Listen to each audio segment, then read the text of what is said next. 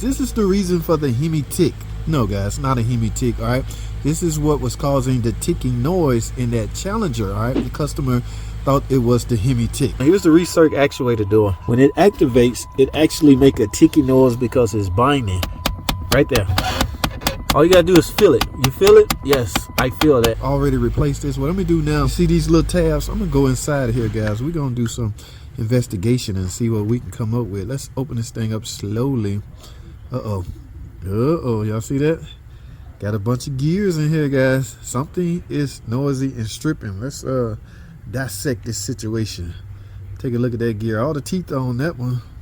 Y'all see what I see? Y'all see that? But yeah, so when this motor will activate, I guess this right here, this gear right here, tick, tick, tick, tick, tick, tick. Yeah. So it probably could have just replaced this. No, but we don't do that. We replace the whole actuator. All right, guys, this is your HEMI tick, man.